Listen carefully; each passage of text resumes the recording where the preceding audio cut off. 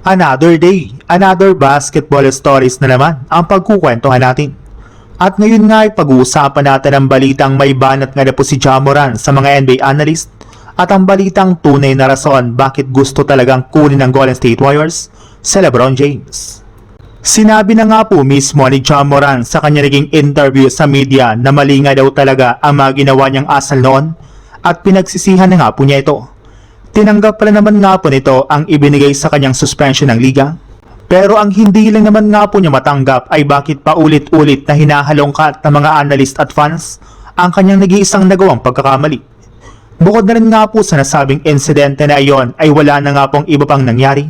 Nagbagong buhay na rin naman nga na po siya ngayon. At simula nga po nang mailipat siya sa Portland Trail Blazers ngayong off-season ay sisiguraduhin nga po niya na wala na siyang gagawin pang pagkakamali.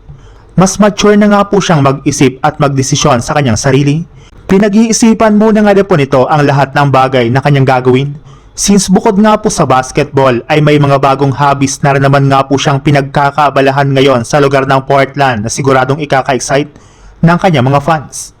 At ngayon nga po na nakalock in si Morant ay mukhang mas magiging seryoso na nga po ito sa pagkuha ng titulo.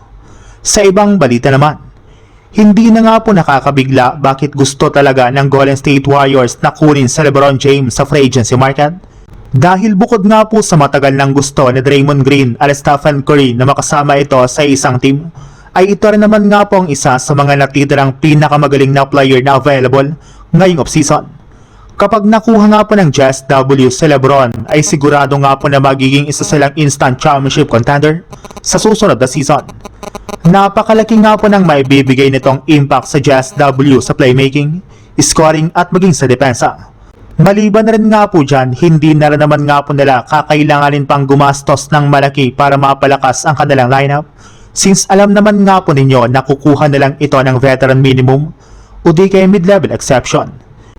Inaasahan rin naman nga po na makakapagbigay ito ng napakalaking hype sa buong prangkisa ng Jazz W sa kanilang mga susunod na kampanya na siyang makakapagdagdag sa kita ng kanilang kupunan.